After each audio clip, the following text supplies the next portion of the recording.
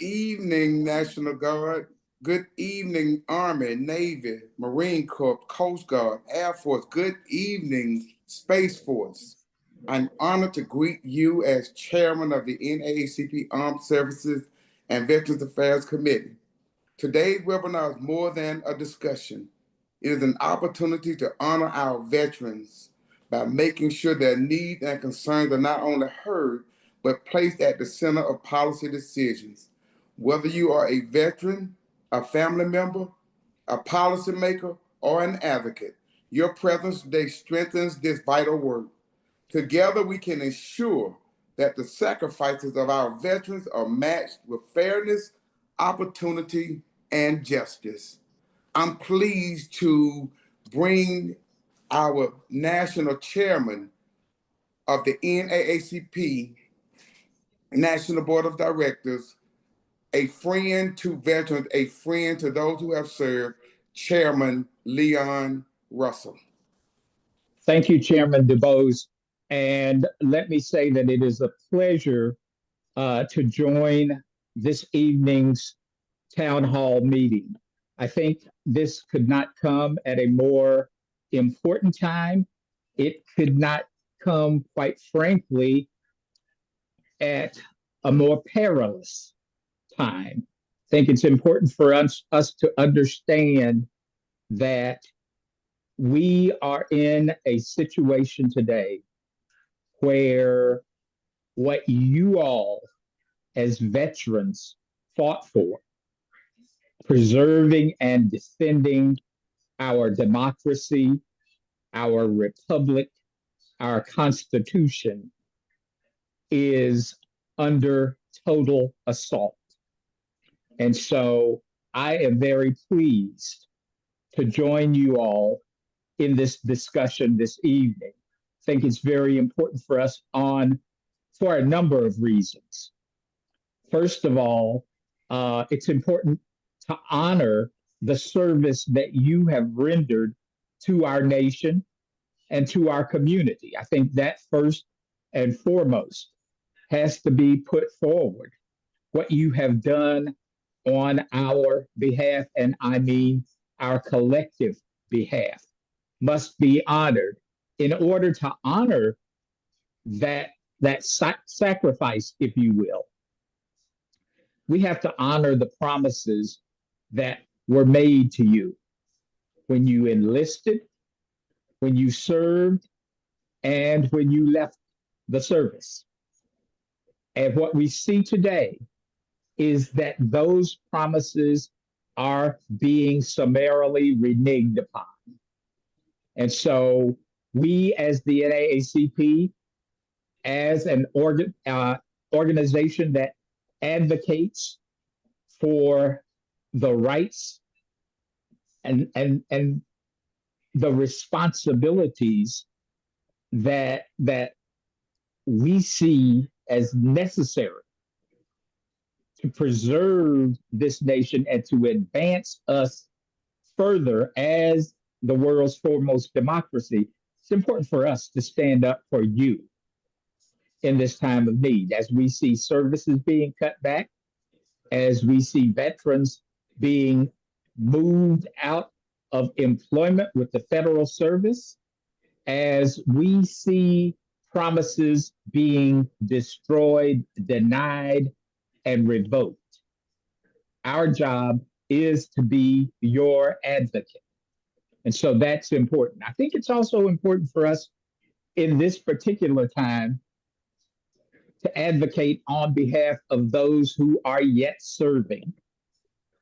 And not the least of those are those members of the National Guard who are being distributed across the country in many, and in most instances, quite frankly, against the will of the governors, the mayors, and the citizens of many of the localities where they are being assigned. It's important for us to say to our communities, you have an absolute obligation to criticize the actions of public policymakers. but you must respect people who have been sent out to your communities under order involuntarily.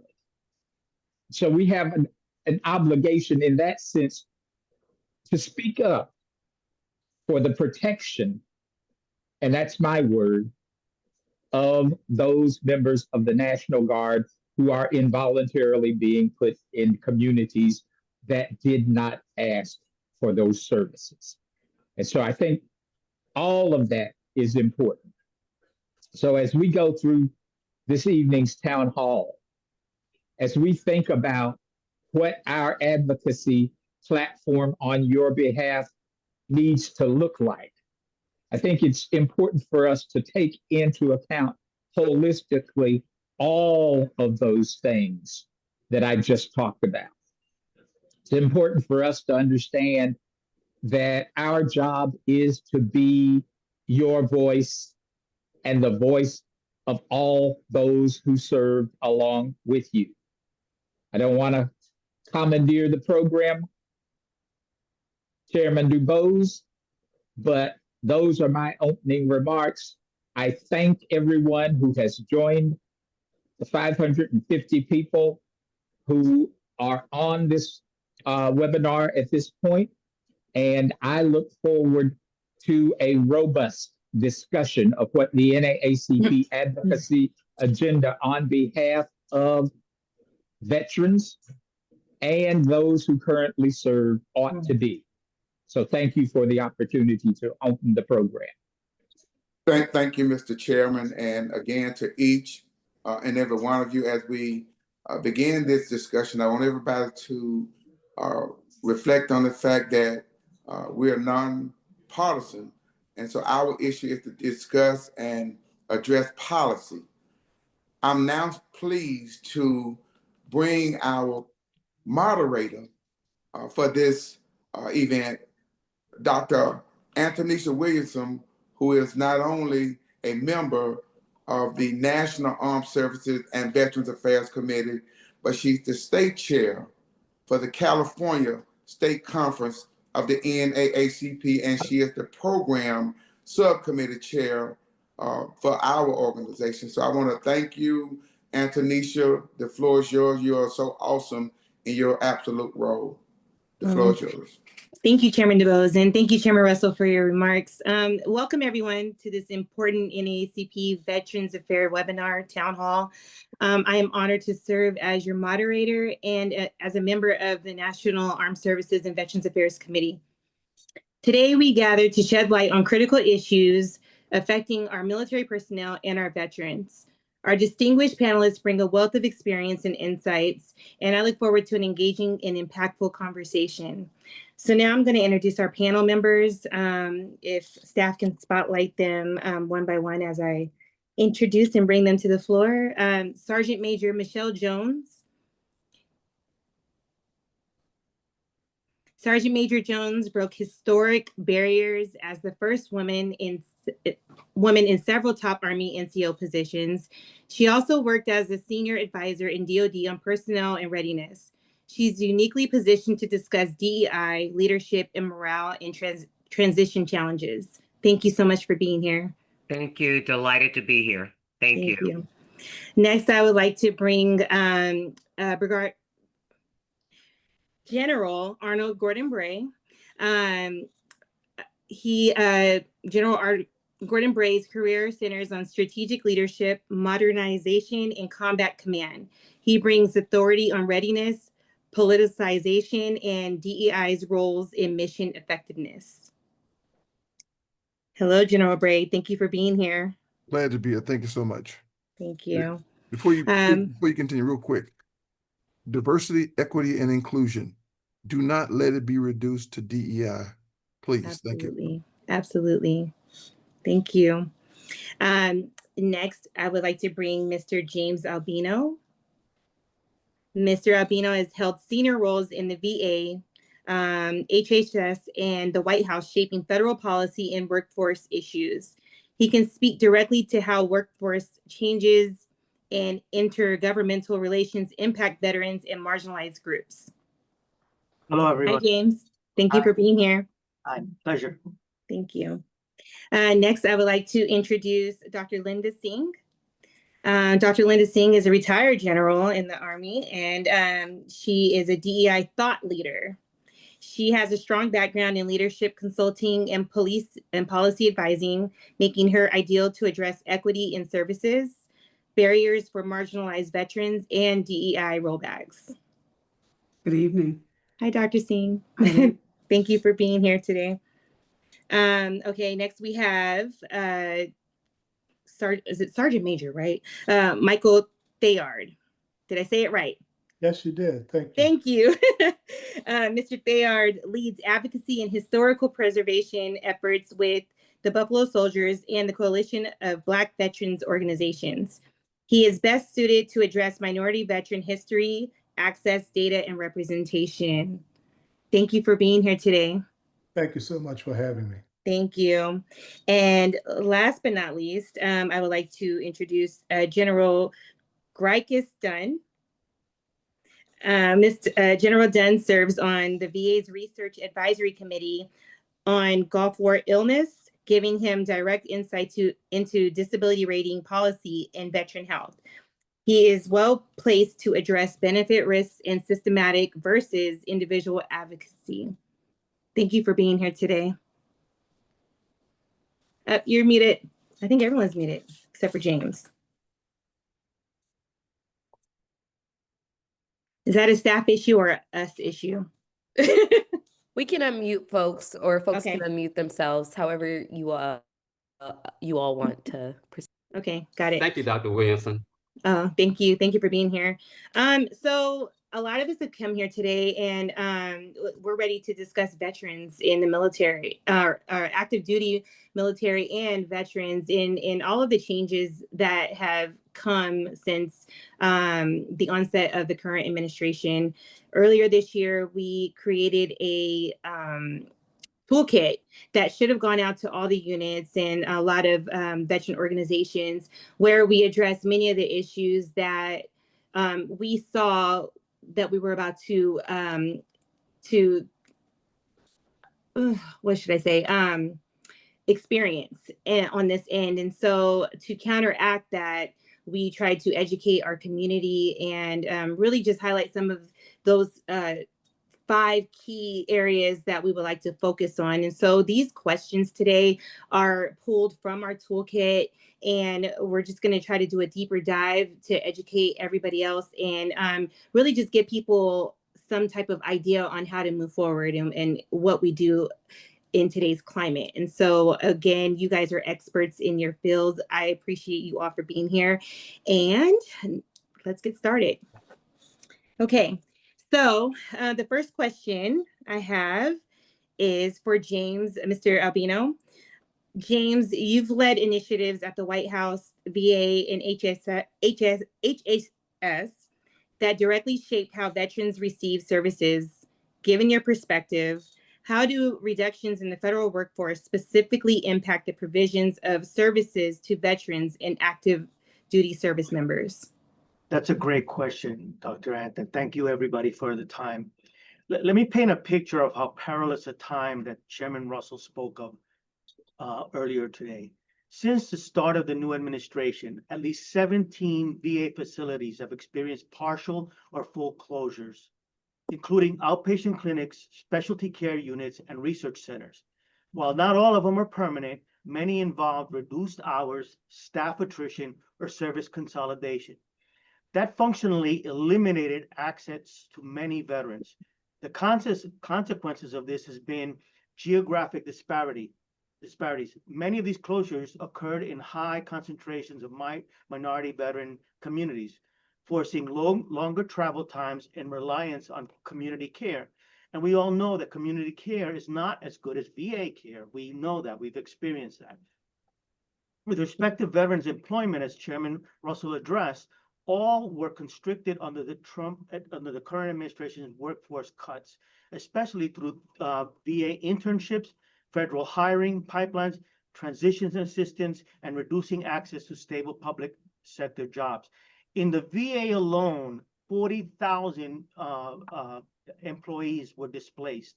Half of those were veterans. So you have veterans serving veterans who were removed from their position of serving veterans. So you can imagine it's a workflow problem. Then there's a loss of equity, right? The new team eliminated part of my office, my former office, the Center for Minority Veterans, and the VA's Office of Equity Assurance, which was created specifically to investigate disparities in compensation and care. This means that the mechanism for measuring disparities is no longer exists. So those disparities are going to run rampant without any checks or balances in the future. Specialty care disruption also gets interrupted. Spinal cord injury, mental health services, many of whom disproportionately impact Black and Brown veterans, are going to be impacted. And then, of course, the individuals that remain on the workforce have an increased workforce. It's a workforce problem, right? You have fewer people addressing more and more veterans with higher and higher disabilities, and fewer people to address those issues. So that immediately increases the problem with the people that remain there. But then, then layer on top of that the impacts on SNAP, the food stamp program, Social Security, Medicare, Medicaid. At its simplest, it is a workforce problem. Fewer personnel mean longer wait times, reduced outreach, diminished capacity. But the consequences aren't simple, Dr. Ant. Homeless vets remain homeless. Unemployed vets remain unemployed. Chronic vets get access to treatment much longer in time. Our communities begin to decay, and defending our community, our democracy, starts with defending our home, our livelihood, and their future. And so this has a direct impact on the very granularity of what our communities are about. Right. Absolutely. And thank you for that. You just answered my next question, which was what are some potential long-term consequences of a smaller workforce? So I appreciate you going right into that. So I have one more question. The last time we met here in this space, we discussed benefit inequities. Since then, what has changed and how does it affect our veteran community? Certainly. At the time, I was at the verge of filing a whistleblower complaint against the VA, because the VA has bookloads of data that demonstrate that Black and Brown veterans get lower grant rates, lower benefits than their white counterparts. And that's been going on since 2011. I filed a whistleblower complaint against the VA because of that and trying to get access to that data. That went to the Office of Special Counsel. The Office of Special Counsel, the new administration fired the director of the Office of Special Counsel and assigned that office to the VA. So that's the fox guarding the hen house, right? And so recently they came back with the answer to their report, and the report strikingly says that they don't see that the legislation that constituted our center mandated them to share any data, which means that they don't deny the allegations of disparities. They deny access to that data. So in the future, my next step will be to conduct a FOIA investigation and then bring it up to Congress. I've testified a couple of times in Congress I and Chairman DuBose have testified in Congress a couple of times over the last couple of months to try to get congressional action to mandate that this information come out. But at the end of the day, the problem is not the data and all of that. The problem is that you wind up with communities. Let's say the highest concentration of Black veterans are in Fayetteville, Killeen, am I saying that right? Killeen, Texas, Norfolk, Jacksonville, and Augusta. There are about 60,000 veterans in total in that community. If you realize that those veterans may not be getting their benefits at the right level, let's say the average benefit payment per month is about $1,800. Let's say they're getting $800, right? So half of that. You do that over 60,000 veterans in those communities over 20 years. Do the math. that's a lot of resources that those communities, not just the Right. veterans, not just the families, but those communities are losing out on billions of dollars over the years, and that has to be addressed. Right, right. And that's actually going to lead into my next question. So I was going to ask, what role do local and state levels play versus federal in the VA in ensuring benefits parity or equality for veterans of color? What can we do? In my mind, I think this committee has a great opportunity to leverage our strength with the state Veterans Affairs directors, with the state county managers, with the governors and the mayors of those cities. Why? Because if a veteran is not visiting a VA facility, guess where they're going? They're going to the county hospital. Yeah. So, an MRI in a VA facility costs the county nothing. An MRI in a county facility costs them $50,000, right? Mm-hmm. And multiply that by the 60,000 veterans across those communities, and you talk about a lot of money. So it's imperative that those communities stand up and encourage all the veterans in their communities to enroll in VA care, but also make sure that they're getting the benefits that they're entitled to. It's not sufficient to get half the benefits that their white counterparts are getting. We need to be able to get the full benefits that we're entitled to. And it's not that, when I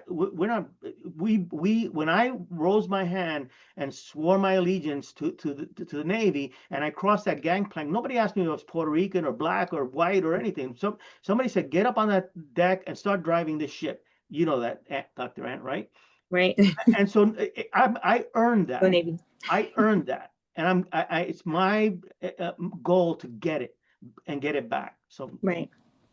Right. And so I had one more question, but I think I will yield it to the end if we have time. Thank you so much, James, for your level of expertise. I appreciate you. Thank you.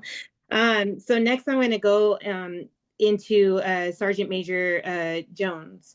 So you broke barriers as the first woman in several top Army leadership roles. Your perspective on leadership and inclusion is invaluable.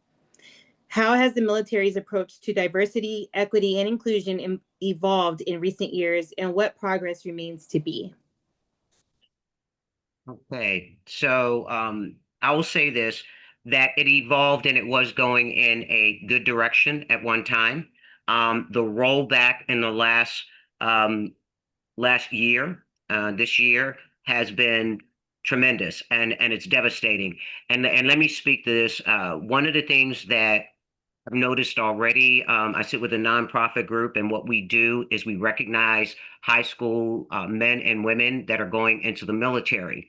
And I've been doing this for 16 years, and they're in communities. We're in 71 communities around the country. We've probably recognized over 30,000 plus young men and women. So the first thing I've noticed this year in particular, the number of women of color that has dropped tremendously. And this is just a visual from going into the military. The other thing is that here's the sad part. I cannot say to organizations, to family members, to schools, I can talk about being a veteran. I can talk about the fact that I love being a soldier in the Army. I got to say that, I do, especially being a paratrooper. Cool. Right? But what I cannot say in pure heart and pure authenticity is say the military, the Army, whatever branch that your child is going into or is interested in is going to be the same military that I was in.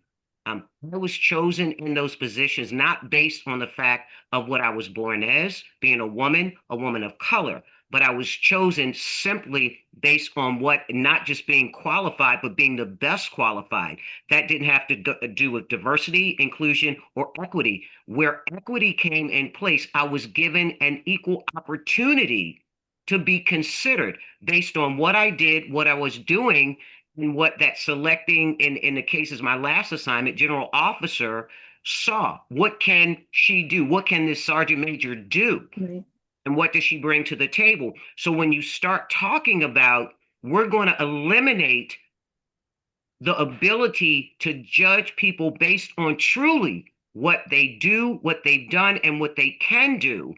There is not just, we're eliminating diversity, inclusion, and equity. We're eliminating the true process of what the military was really evolving to be, a place where, based on what you have done, the teams that you have developed, and we have now turned it into a place of division. Absolutely. It's a place of division. So, I can talk about, we all know that it's going in a direction backwards. We all know that. Right. So the question is, and we're talking about policy, we're talking about policies to put in place. Is those policies are being stripped away. Those laws are being stripped away. Those regulations are being stripped away that put into place, that mandated and held people accountable to follow these policies and these regulations. Those are being ignored, thrown away, tossed away, or totally eliminated. Right. And thank you for bringing that up, because a lot of, I think everybody here, we're all veterans, right? And we've all served in, leadership capacity in the military. And that's the struggle. But when you're a leader, you know that you're as great as your weakest link. And so that leads into my next question. How has politicization in leadership affected morale among service members and veterans? So, I'm going to take my glasses off for this one. I'm going to say there's two camps. Unfortunately, there's two camps. This politicization of what's happening now. There's a camp that is like, yay, this is the way it should be. So here's the division. And then there is the camp that this is not what it should be, both as not just a military member, not just, oh, by the way, the family members that are being affected by the fact that their loved ones serving is not being considered for promotion, is not going to be considered for those assignments that help to develop them to be promoted. They are going to be looked at differently. They are living in a community, whether it's on base or off base, where their children are going to be affected by these things as well. So I want to, I can't not mention that piece of it. So when you have this division, this military is divided. There is an element that they're pure. They're like, I want to be a soldier. I want to be a Marine. I am this. I'm serving, and I'm going to stay true to who I am. It's easier to do that, honestly, at the lower ranks, but the higher you go, the more there is a charge and expectation for you truly to toe the line. If you step outside that line, and I have to be candid, officers get it more so than senior enlisted. That is my belief. I will believe that until I'm 6 feet under. NCOs have a little more latitude than officers do, but the higher rank, they're not going to be able to stand in what is right, what is fair, what it truly means to serve in this political environment. They're not. And so they're going to do something, they're going to either do something against their own values or the military values that were instilled in them when they first came in, toe the line, or they're going to go against what they know should not be done, or do something or not do something that should be done. So absolutely. we may not... I have a question that kind of can just tether right back to that. Because you are a woman who served in the military, and we are far and few in between, so that's why it goes military, then it goes service members of color, and then it goes women service members in the military. And so we are literally like at the bottom of the totem pole. So I know you can speak to this. How do you feel? Can you give your perspective on how does the military address issues for gender discrimination and sexual harassment, and what improvements are still needed? Okay, and I have to say, and I was very fortunate. I actually was the vice chair of the Defense Advisory Committee on Women in the Service. That committee has been eliminated. Okay, and what we did was advise the Secretary of Defense on policies affecting women in the services. Now, just to give perspective, we were the oldest FACA in Department of Defense. We made over 1,001 recommendations. 99% of those were implemented within the military. Wow. It's gone. Wow. It's gone. Yeah. It's gone.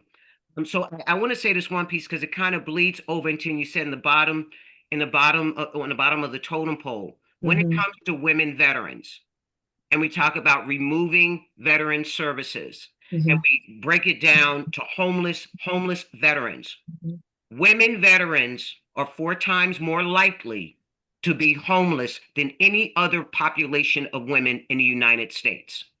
When you start reducing women in the military and diminishing policies that protect them in the service of this country, and they get out, the possibility of them becoming homeless is 4 times more likely. And oh, by the way, those homeless women have children. Right. So I would be remiss if I didn't say so. The policies were there, they got Right. better, and now they've been removed. Right. Well, that is all I have. I have another question that I will shift to the end if we have I'd like to time. take that one. Thank you so much, Sergeant Major. You have been awesome today. Thank you. I appreciate you. Next, I have questions for Brigadier General Gordon Bray. How are you? I'm fine, thank you. You have been intrigued by this conversation. I've just been watching you like, wow, that's interesting. So hold on. Let me get my bearing. Okay, I jumped ahead. So, General Gordon Bray, with your decades of experience in combat command and strategy, you understand how leadership decisions ripple across readiness and security. What are the potential long-term consequences of a smaller federal workforce on national security and veterans care? There are a couple of things that have long-term effects. I think I saw the name that came up. I think it was Angela Holmes, one of the people that's in the crowd. She made a comment. First of all, we've been here before, okay? We've been here before, but when it was here before, we were not considered fully participants in the American process. That's the first thing about going backwards and taking your perceptions and making them concrete parts of your decision making. That's where the real error is. So we've almost got to go back and relearn the kind of persistence to plow through and demonstrate what's being missed. So to answer your question, first of all, we're disproportionately part of the job loss. That's what Mr. Albino has brought up. Now let's talk about what that really means. Executive Order 9981 was the document that integrated the forces. It still wasn't reinforced yet by what was to come in 64, but it started the real movement of the change in how we were being viewed and the power that we wielded. Some of that you have already captured in detail in the toolkit for conversation. But the key part is from between 1948 and 1954 is when the movement came. Medgar Evers was part of that. So let's talk about a veteran, because he was a veteran, by the way. If you look at the movement, you're in your part of California, most of those folks, the West was really won by the African Americans that moved out West, both by actions and by character. So we started to move that change. Now, what was also created in 1948 was we started to have a huge movement in education and the middle class. See, many of us don't necessarily look at the military in that way because 1965, we started to move up pretty good and we started seeing that surge and people started talking about the military in different ways in their communities. Didn't stop what happened. There's a brother out in California named Kevin Clark that does a service called Victory by Valor. We are on the verge of flipping that coin back because the opportunities that the military provide are being missed. Mm-hmm. Today, there's a thing called National Defense Authorization Act 4144. It is specifically designed to create a pipeline through our HBCUs to get more STEM graduates. There's right. $1.3 trillion in the military budget. But guess what? There are 3,000 plus jobs that are part of the defense industrial complex that don't even put military in their name. Right. And what do you think they hire from? They hire from veterans. Mm-hmm. What is at risk for us? You know, the music industry and all that business is not going to do us. And not enough of us understand the STEM piece, and I say understand, are willing to commit ourselves in that pipeline. The military provides both jobs and entrepreneurs Mm-hmm. that will create jobs. Right. And so Thank we're you. missing that piece. So that's what's out there. And then so you go at the number of veterans that are out there, so they get to come back. There is a circuitous process that is getting broken right before our eyes, especially from those. And what do we all have in common? All 600 of you on the net, all of you are proud of your service. Mm-hmm. You dug in to this idea of what our Constitution says. And I think the chairman said it best. We are still the shiny city on the hill for most of the world. You go to Africa, the folks look at us very differently. Mm-hmm. They see us as the examples. This nation is breaking that trust, not just with us, but with the world. Right. Thank you, Command General. Sergeant Major wants to chime in bad. I see her chomping. Okay, go ahead, please. Thank you. And just for all of you out there, he is a professor, so we are going to learn something every time he speaks, okay? So thank you for that. My next question is, in your view, how does the politicization of military leadership influence policy decisions related to veteran affairs? Okay, since you gave me that introduction, I'm going to steal a little bit here. Just a second. There's an argument that was made in the Voting Rights Act. If we don't vote, we have people that are not representing us. And if we don't have people that we can go and push, we don't get those positions to make those decisions. And so when the politicization of the military comes, you're turning the three branches of our government into a vine. Mm-hmm. And so what happens is, and so when one power seat has a particular view of the military, and I applaud my counterparts that understand the women's contribution in ways I can never even imagine. I'm a former infantry airborne ranger. Okay. I spent the first 8 years of my life without ever seeing a female in formation. And so the first time they were put in a infantry unit at any level, many of the females that came in wouldn't run 2 miles after basic training because people didn't expect that of them. And I'm going to call a name out here. Caldwell. She was a young lady who ran cross country before she came in the military. She was being forced to just run that 2 miles when the PT test came up, and that was it. So I fell off my first formation of the brigade in my second command of Brigade HEC. And I said, where are females? Because we only had 4. She said, well, sir, out of SF Sergeant Major, SF First Sergeant, he said, sir, they're girls. I said, come on, man. So I talked to Caldwell. I told him, okay, guys, y'all got 90 days. Okay. At the end of the 90-day mark, Caldwell was calling cadence for my 7-mile runs and putting pressure on others. And I had this thing called Cotton Hearts for the folks that fell out.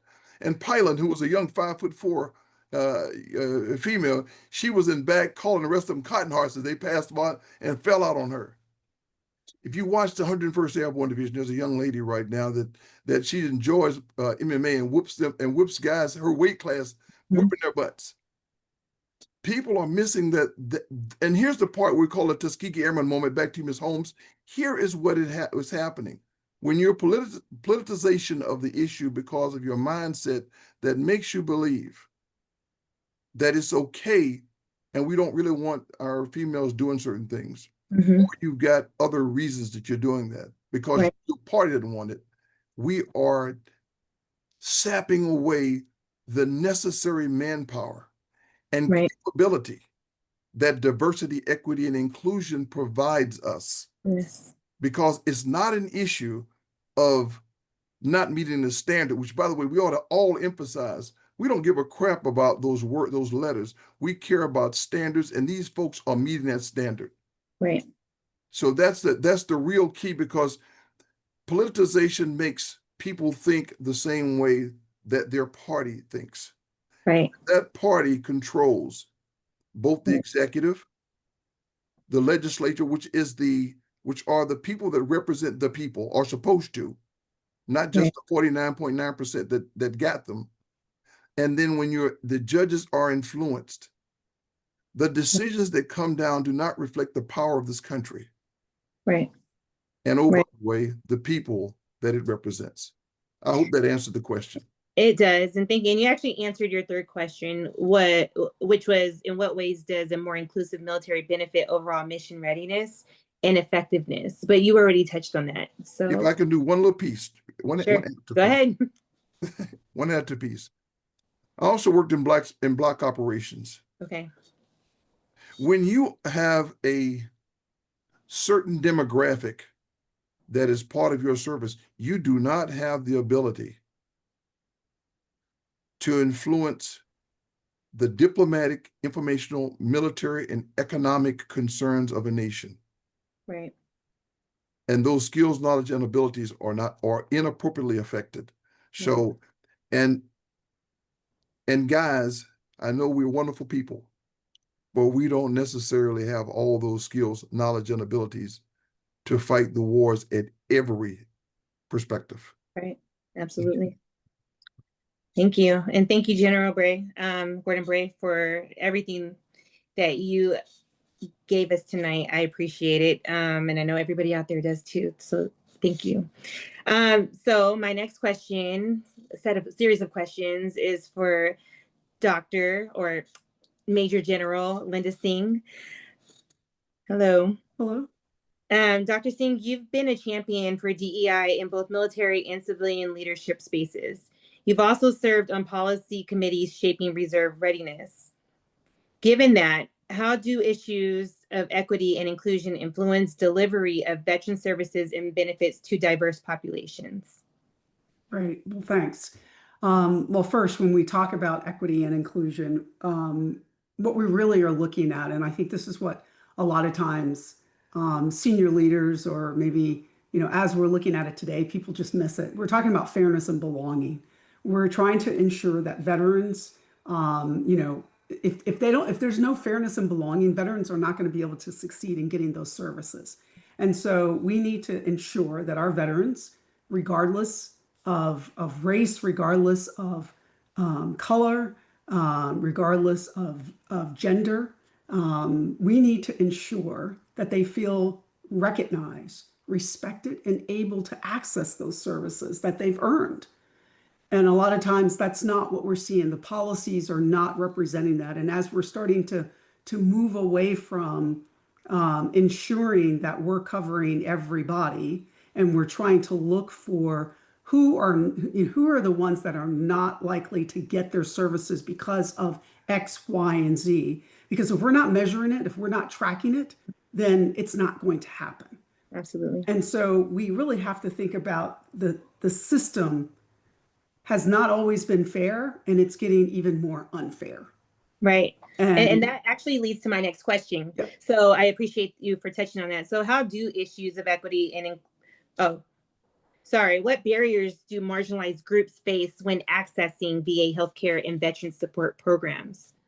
Right. So, I mean, we get into, I like to put it into three different categories. There's the practical barriers, which gets into complicated systems, long wait times, lack of facilities. As we heard, I think Mr. Albino talked about that, and listening to all the ones that has been shut down or being shut down or has reduced service time, even in rural areas, right? So you're looking at those individuals that do not have the same level of access and the same level of resources, not even the same level of digital resources. And then we have cultural barriers, which is starting to get even broader as we think about women veterans and looking at, how we're feeling invisible. I mean, right now, we're kind of going through this whole erasure thing, right? Like we're trying to erase everybody. So if we thought we were invisible before, we're going to be really feeling invisible as we go forward. And then looking at LGBTQ and veterans, they may be fearing discrimination. So if we think from a cultural perspective, this is only going to broaden.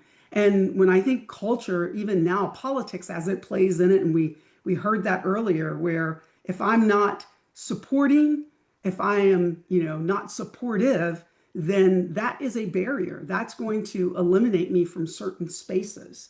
And so Right. we have to really try to ensure that we're making all of that available to everyone so that they get competent care. And then we look at historical barriers. We're starting to see where we are reversing things. And as we go forward, and so here's what I would say to folks going forward is that we can't reinstall what is being pulled out. We have to create new, because what we didn't do is to install it in a way that it could not be reversed. And Yes. so now, as we go forward, we have to be thinking about being very smart and very strategic as we're moving these policies forward and making sure that they're embedded. And that means that we have to fight the hard, long, strategic fight and not the quick wins to say, oh, well, we've got DEI over here and they're now measuring, but we didn't take care of it in the way that we really should have. And so Right. I think about making sure that we get rid of those barriers. We have to approach it very differently going forward so that we can take care of everyone and ensure everyone is going to get the service that they need, but it has to be done in the right way. Absolutely. Thank you so much, Dr. Singh, for all of your expertise, and thank you for being here tonight. And so next I'm going to go over to General Dunn. I'm going to attempt. General Grikus Dunn. Yes.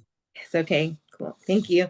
You serve on the VA's Research Advisory Committee on Gulf War illness and bring deep insight into how policy changes affect veterans directly.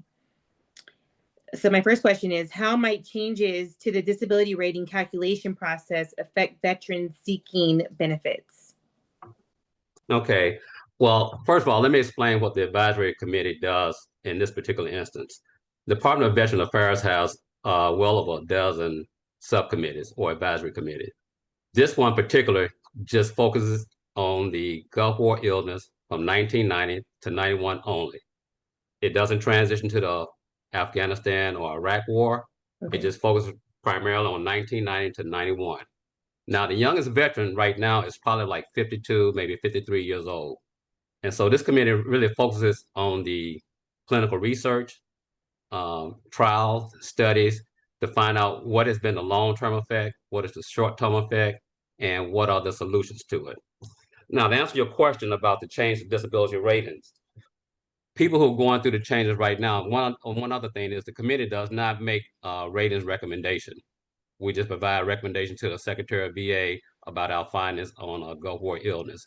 But to answer your question about VA ratings, until the changes are really made and until this is proposed by the Department of VA, most veterans will probably still receive their benefits if they're going through the pipeline now. Okay, unless there's a change. So like anything in the federal government, most changes won't take place until either like 1 October, the beginning of a fiscal year. So once these policies are made, the changes, just like anything in government policies and regulations, won't take effect until like the following year, not immediately. So having said that, the committee members are not for sure is there going to be any significant changes. I would tell you that the biggest policy threat is the reevaluation of disabilities. And what that means is that if a service member gets like 50% in disability rating on a certain illness, that might be reduced maybe to 40% or even 30%, which also means there'll be a reduction in payments that are due out to the veteran that's claimed disability. Right. So right now we're kind of in a flux to see which direction that the VA is going. One of the things I can share is that it's not a state of confusion. They're trying to stabilize it. And I believe that the staff is really trying to influence the administration, talking about the VA administration, that any cuts to the staff will reduce support. It will reduce capabilities Right. and resources that we can provide those veterans. It will impact the VA hospitals. It will impact veterans trying to access educational benefits, VA loans. And so it does have a triple effect once they start cutting back the personnel. Right. And so, and because you're saying will, but it already has been happening. So I know even here in Right. California, we've already seen a huge or reduction in force. And so now what does that mean? It means longer wait times, more people drifting off into community care. And now they're experiencing wait times on that end. And so it's just pulling more money out of the VA itself. So I don't think they're understanding the full impact of that. And for everyone out there, I know we're talking about these issues and we're getting to, well, what do we do? But I'm hoping that you guys are seeing the toolkit that's being shared periodically throughout the chat. Please download that because that is a really good guide to let you know on how to move and how to really contact your individual representatives and try to make movement on the VA end. So just, I don't know what's going on in the chat, but I see there's a lot. So thank you, General Dunn. So with that said, what are the biggest current policy threats to veteran disability ratings and benefits? The biggest threat right now is just to change the disability rating. That's just period. If they change it, as I've mentioned before, if a service member or a veteran was getting like 50% in a disability and they tried to review it, or they decided to review it and say, okay, we're gonna reduce this from 50% to 40% or 30%. Now, we don't know what those diseases are. They might just do a complete evaluation of it, and some of them they might just miss, some of them they might reduce so far as a raise is concerned. But I do believe that those veterans who are currently receiving their benefits, I don't think they will be affected. I believe that the new veterans that are coming off of military service and those going through the transition, I think that's where it's going to be affected. I Okay. believe that most of the service members on here will realize that it's just like the payroll. Most of us came in when servicemen were still getting their checks. You know, Mm-hmm. the paymaster would sit there with the 45 and pass out the checks. Then all of a sudden we went to direct deposit. We didn't have any choice as young lieutenants. Right. Now you look at the payroll now service members taking part in TSP and they're taking part in reduced retirement benefits. So Mm-hmm. I say that because that's probably going to be a model to look at for our veterans. Those who are able to get 100% disability based on the previous ratings, not a problem, not an issue. Don't see any changes. It's those new service members who are coming off of active service who are now transitioning to become military veterans that are now going through the rating process. And Dr. Okay. Williams, that's where the challenge is going to come in. Okay. And then but with that said, also, and this is just your personal point of view and recommendation, would you recommend that service members who already have ratings other than 100% total and permanent go and file for an increase at this time? Yes, I would just recommend, I think any veteran service organization just recommend just put the paperwork in anyway. Just go ahead and file and let's just see what happens because, you know, most of veterans, especially most of the military members on this panel here would tell you that it takes a while. Mm-hmm. Now, even though the veteran administration has cleared up a lot of backlog and they started to improve some, there's still a backlog.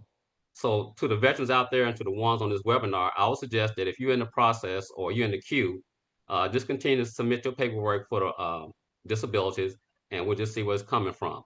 And one other thing I want to point out, Dr. Wynn, before you go to the next guest, is that we have to pay attention to AI and how AI is going to play a role in this whole process so far as ratings, disabilities, evaluation, and how the tool of this government will try to use that. Okay, so you take away the human element when you look at something. So when you have a machine that's just doing a rating and it is based on certain algorithms or criteria, you're gonna miss that human factor. So I think Yes, that one other thing we need to take in consideration is how AI is going to play in this whole process across the Department of Defense and Department of Veteran Affairs. And absolutely. and that's all I have, Dr. Williams. Oh, thank you so much for touching on that. I appreciate you, General Dunn. Wow, you gave me a lot to think about myself, so I appreciate it. Thank you. And last but not least, we have Master Sergeant Thayard, right? I got it right. Okay, good. So, Mr. Thayard, through your leadership in the Buffalo Soldiers and the Coalition of Black Veteran Organizations, you've worked tirelessly to improve minority veteran history. Earlier this year, we saw instances where contributions by minority service members were diminished, including the Tuskegee Airmen. What's your reaction and why is this context so critical? Thanks for your question, Doc. I'll give a brief response, but on both parts. One, the reaction.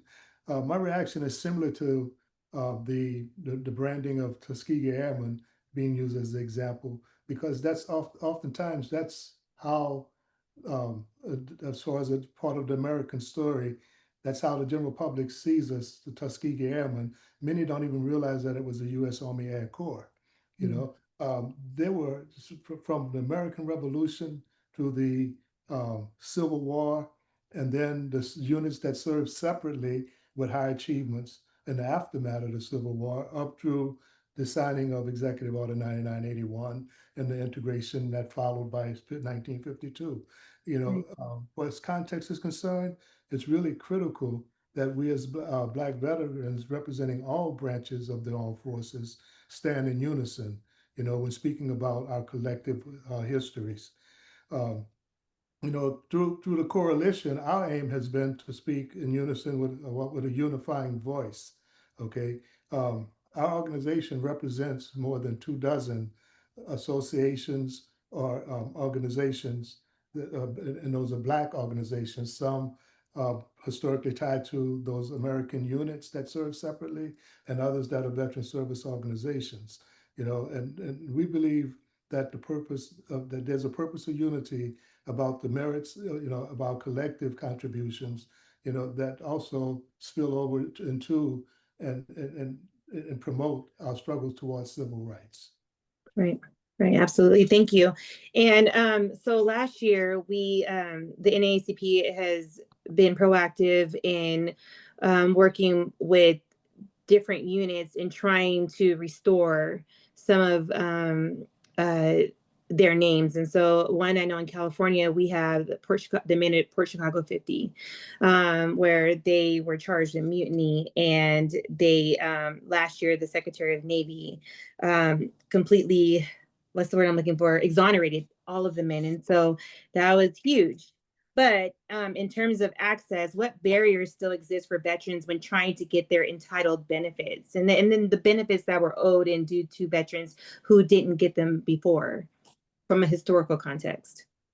Well, as far as veterans with access and barriers to veteran access, Black veteran access to our benefits, you know, as it relates to us as Black veterans, one of our primary impediments, believe it or not, it could very well rest in our laps as ourselves. You know, there was some conversation earlier during this session where there was voting, the Voting Rights Act was mentioned. You know, we have ancestors that died in recent years in the latter part of the last century for us to achieve voting rights.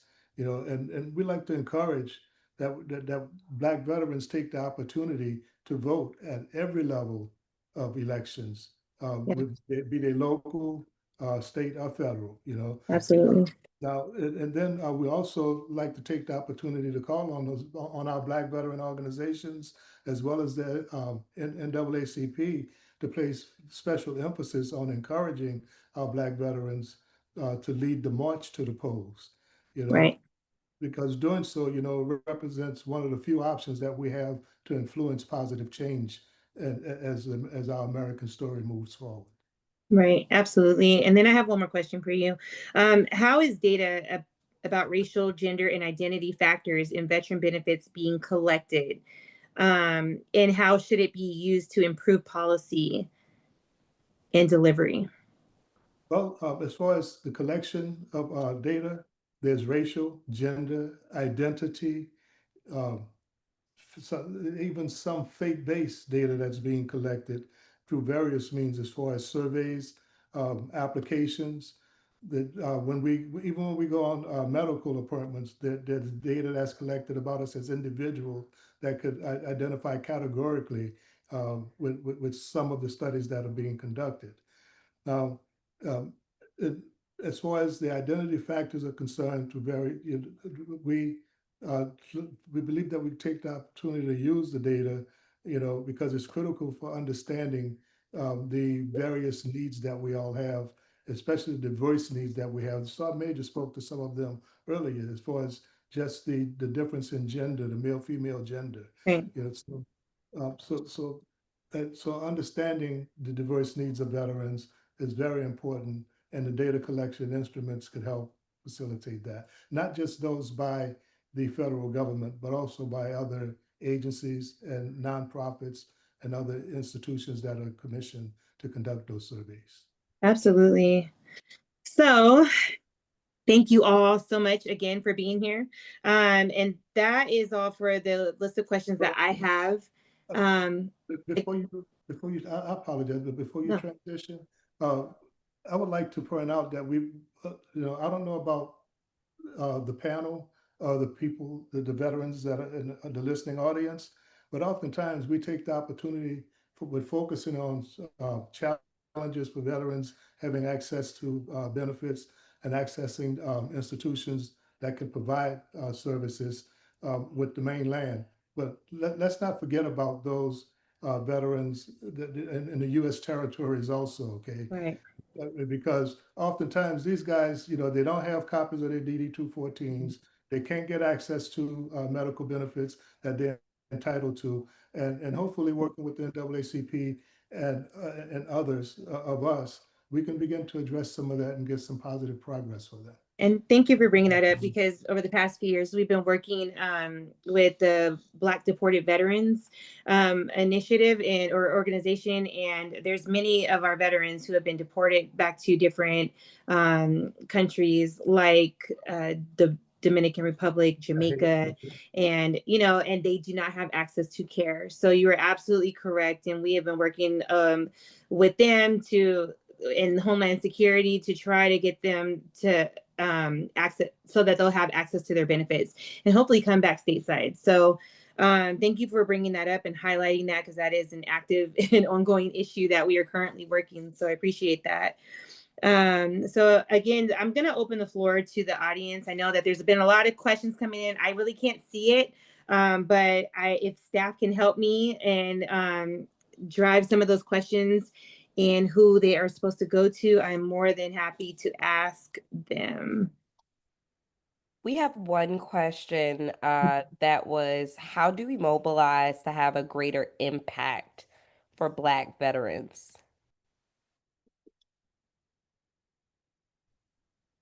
And this is open for anybody to answer. I have a thought about that. NAACP is present in every community in every state across the country. And mobilization occurs on the ground level. And there needs to be a deliberate, intentional effort at the ground level to get things to happen. I'll give you an example.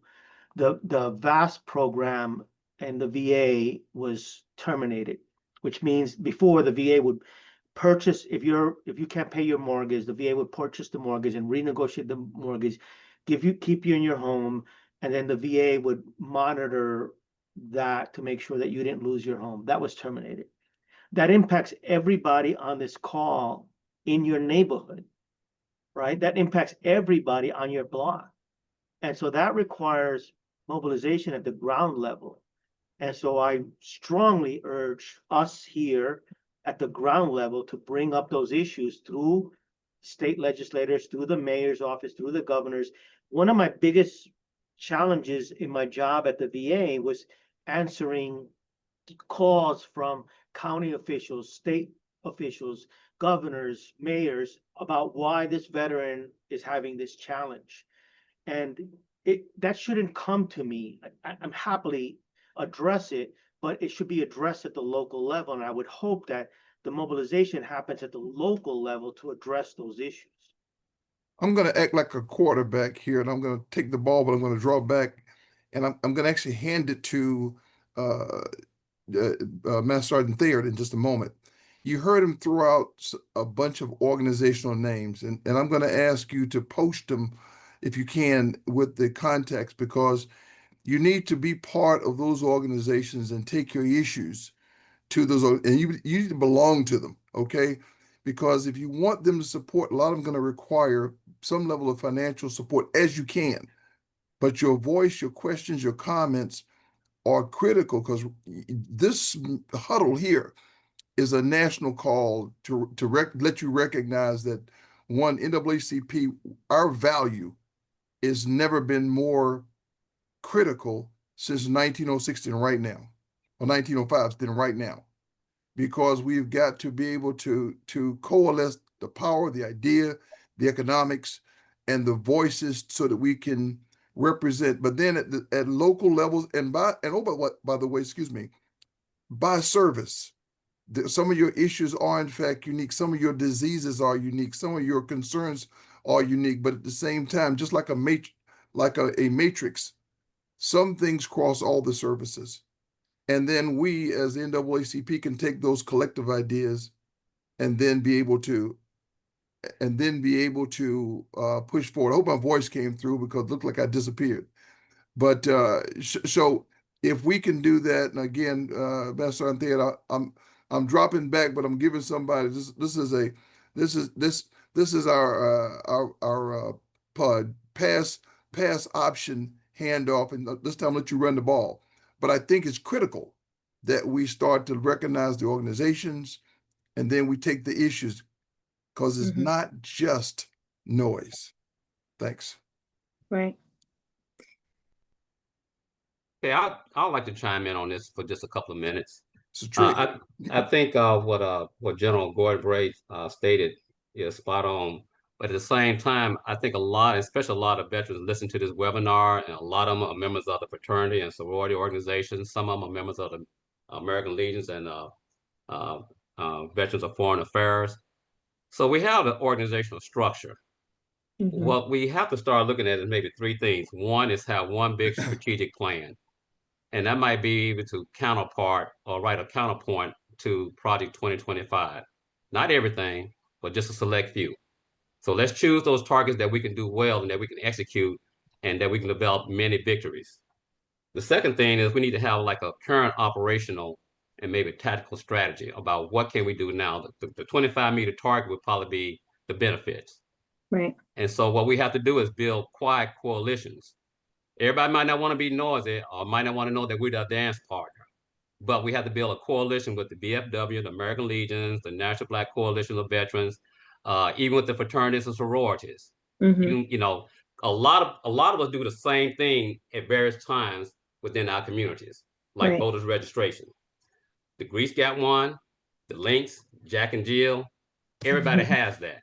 So I think it's getting to a point that in communities, depending on whether you're in Little Rock or Chicago or Los Angeles or Dallas, you got to see where your strength lies and what can we do collectively together, and let's stop doing it, apart.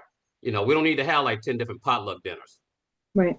So Absolutely. I just think we just need to bring that together and kind of work this process through the NAACP. I think Chairman Du Bois and his staff and his team have done a yeoman's job so far as putting together a actionable plan and also some thoughts about Project 2025 and how it impacts our veterans now and in the future. Thank we you. also got to work with our congressional leaders across the party line. Don't just deal with the Democrats and alone. You got to deal with the Republicans as well. Right. Okay. I would add one thing, General. I think the NAACP would be in a good situation to position themselves to become a VSO. The big seven are great organizations, and I belong to like half of them. But the NAACP, with a presence in every state, in every community, in Black and Brown communities, would benefit from becoming a VSO.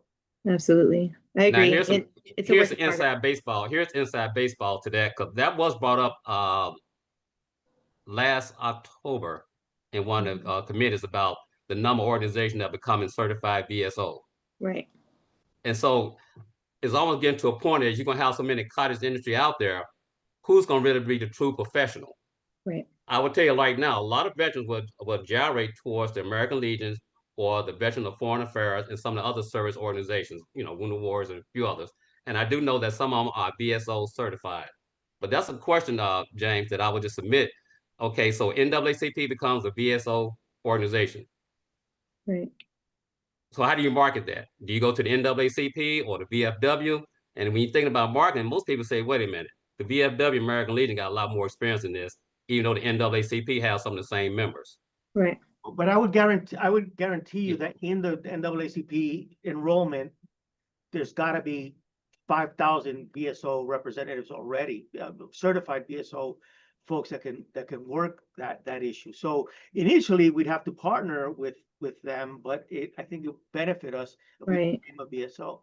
I will say that we are exploring those options, and we've been in communication with our IG and then our legal team, and to find out what does this look like. And so I don't have any real genuine feedback for that yet, but we are in communication and in conversation as to is this beneficial for our members, and will we be able to make a true impact? So I have a question, and I thought we were gonna touch on this during the discussion, because we talked a lot about politicizing the military, but one of the audience members brought up, Dr. LaWayne Johnson he said, the president may place National Guard under federal command if, and then he goes into the breakdown. Why do we allow this to continue? And so there's been a lot of politicizing of the military in different states, and just being service members ourselves and retired. What are your thoughts on that? Because it's, we are, I know we're all in like a very unique space to where, we understand the service member, but we know that they're just doing what they're told, but at the same time, right is right, wrong is wrong, and how do we meet it in between? So what are your thoughts on that issue? I'll let Sergeant Major go, but I'm gonna give you real quick. Sergeant Major, I apologize. Okay. Three quick answers. First of all, the executive, if he declares an emergency, his powers are unlimited for at least 30 days. That's the part you got to understand.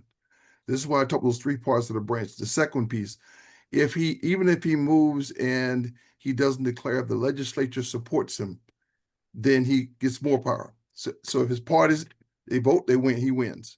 Third piece, now this is the part where it's fully driven and where there's an interpretation. If governors ask for it, then it becomes even easier. But here's the key.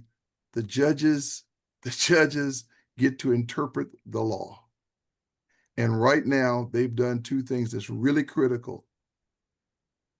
Our president now can actually kill someone if he declares that he killed them based upon a national emergency, his call, no interpretation.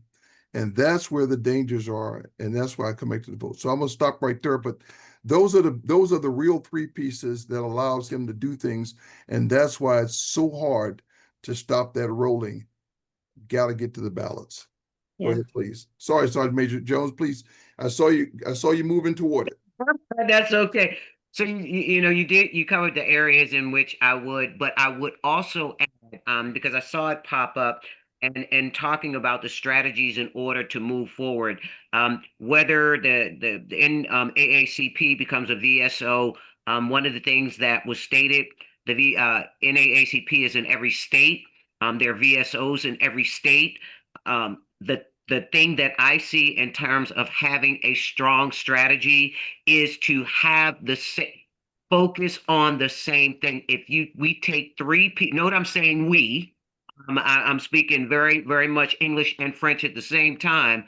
Having made it three. I always believe in three strong things to focus on to really be able to, number one, as a former paralegal, thinking about the research, the information, the B&W, the black and white, the impact, all those things collectively. If you want to hold the first state, the VSOs and the NAACP within that state. And I saw someone put down a national conference to bring it all together. This would have to happen fast, because what is happening to us is happening rapid fire.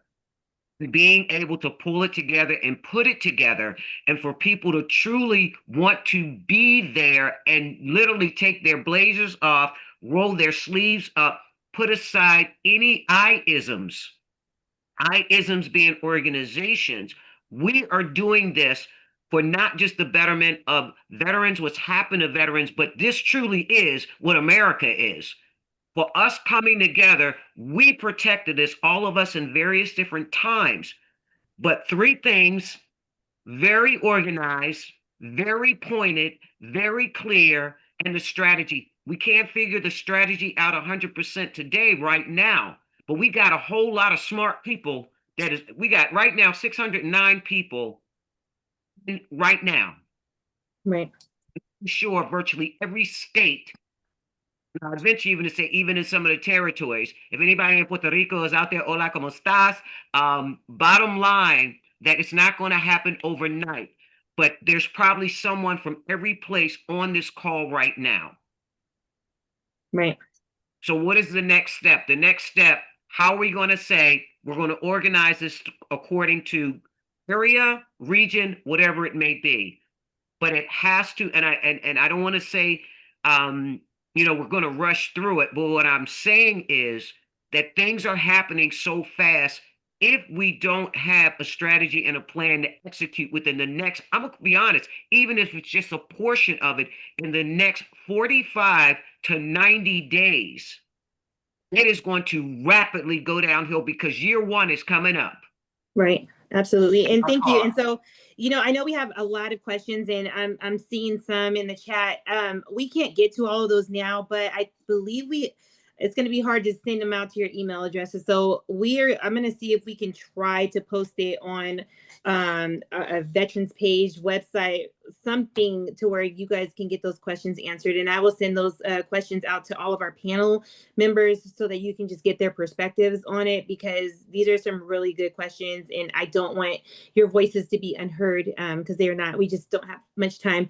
So with that said, I'm going to ask, and we can do popcorn style, each panel member to, if you can just take 1 minute and give me a key takeaway or even a call to action that you would like to, for everyone to leave with here tonight.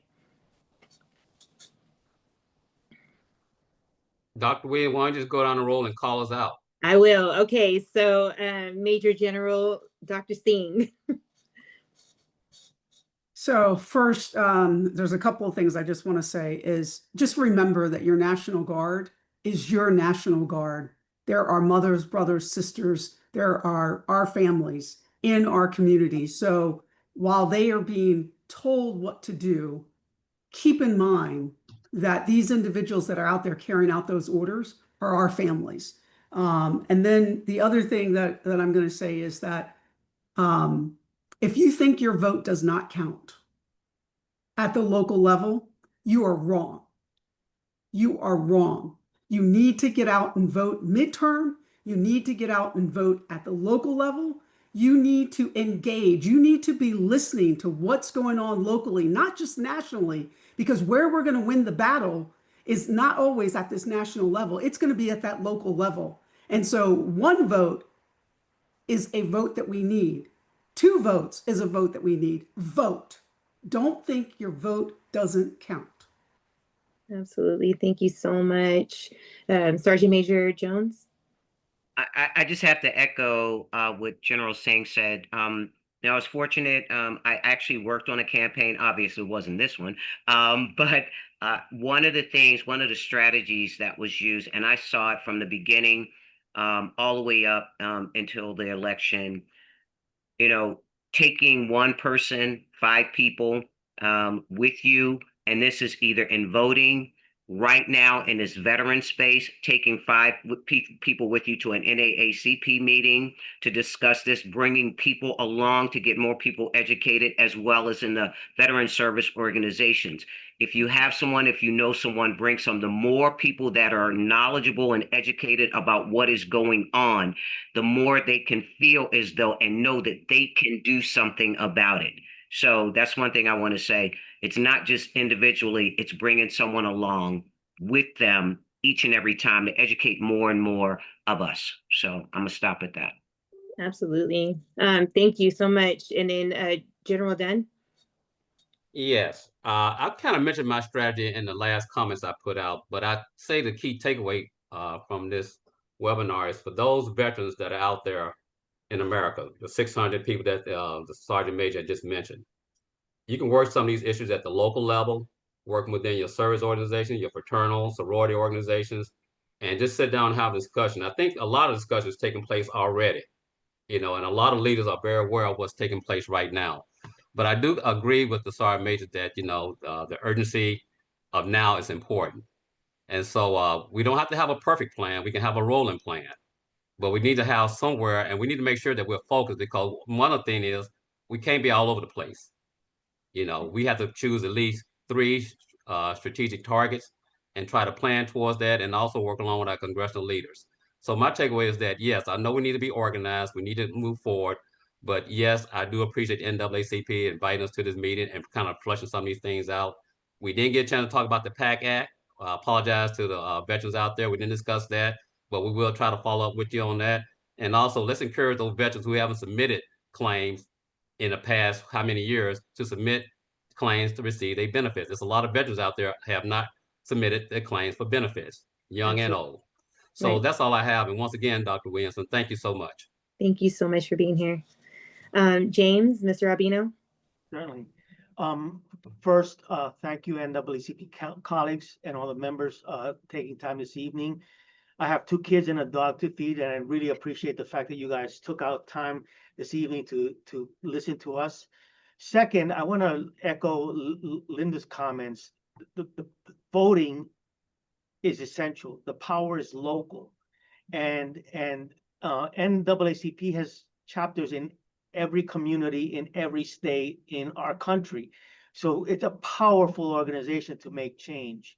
And so the concept of a BSO or some kind of an organized committee locally, because everybody has veterans in their community, is a very powerful mechanism. And last, I want to, and this is a kind of the dark cloud of this conversation, is that these inequities may seem random and they may seem dysfunctional and built over time, but they're not. This is a trend. And when there's an intention to disparage people, there needs to be an intentional response to equally respond to that. So I leave that with you. This is an intentional attempt to displace us. So Yes, absolutely. Thank you, James. General Gordon Bray. I'm gonna be a little hopeful, but at the same time, I'm gonna make it guarded. These are dark times, and I get it. But at the same time, this is a Tuskegee Airman moment. America absolutely needs us, and we need to be the voices of those folks, because we've been fighting this fight since before 1776, well before, and folks don't get it. Now, the important part is that we got to understand we are the voices that, as veterans, we are the voices that can speak. Those in uniforms can't speak. Yes. And if we don't speak, we dishonor the dead and all those folks who fought so that we could be at this place in time, that we are capable by both position and economics to move forward. I'm saying this to all of you. We can't kowtow, but at the same time, when we speak, we have to speak with the same kind of trained poise and confidence that we all learned in all of our different branches. Right. So that people listen. And as Chairman DeBose said, we're on both sides of the aisle. So our words have to be that way. And last, to help you, those who do not understand, in many cases, the history and how deep it goes, I'm going to offer you a couple of things. One is that in 2010, there was a movie that was put out. It's not a movie, it's a documentary called Love of Liberty. Pull up parts of it. It will walk you back from before there was an army to our last commander-in-chief. And notice I said last, because we got more to come. We got more to come. And so I think that's important for us. And we need to walk this walk like we expect to be back to a more prosperous position. And you got all kinds of ammunition in the toolkit and people out there fighting, and your NAACP is at the forefront. Thank you. Absolutely. Thank you so much, General Gordon Bray. Appreciate you. Thank you. And then last but not least, Master Sergeant Bayard. Yes, earlier there was the talk to and the pointing out of developing a strategy that has 3 prongs or 3 goals. And also there's been conversation that alluded to actions being taken up to this point are mostly reactive in nature. So with the brain trust that's in this panel, as well as some of the inputs that we're going to receive from the participating and listening audience, let's take an opportunity to um, to have some discussion around anticipating what's coming, and let that strategy, let those three goals tear towards a response and not necessarily a reaction. Okay, let's start it with something as basic as making sure that we vote, but let's put a response package together. Absolutely. Thank you so much for being here today, and we will do that. And I just wanted to say thank you for allowing me to be your moderator tonight. We do a lot of work at the local level with your local branches. We do a lot of work at the state level, the Armed Services, and it's ASVA, Armed Services and Veterans Affairs Committee. And we do a lot of work on the national level. So thank you to President Johnson, Chairman Russell, the Policy and Advocacy Committee, and the Legislative Committee, and our staff for hosting this event tonight, or allowing us to have space to host this event tonight. There should be a lot more to come, and I am going to yield my time because we are at time. So thank you so much, and see you all around. And to everyone, as we begin to close this meeting out, I want to thank our Armed Services and Veterans Affairs Committee. I know they were on tonight. Again, I want to thank all of the panelists, the moderator, Dr. Antonisha Williamson. You did a fantastic job. This is our first, but it won't be our last. The Bible says faith without work is dead. So we've had a good conversation. You've heard information being passed out. You've even heard in that information action plan. This webinar was recorded, so you can go back and listen to it again. Stay tuned.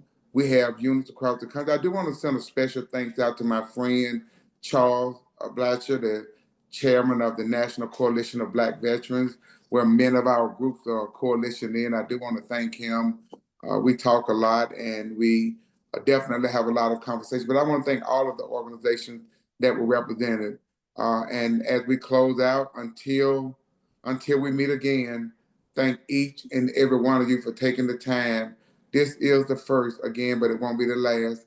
Let's organize, let's come together. Let's show them what veterans and those serving can actually do to turn this country around. God bless you. Thank you, Chairman Du Bois, and to the rest of the panelists. I enjoyed being on this panel discussion with each and every one of you.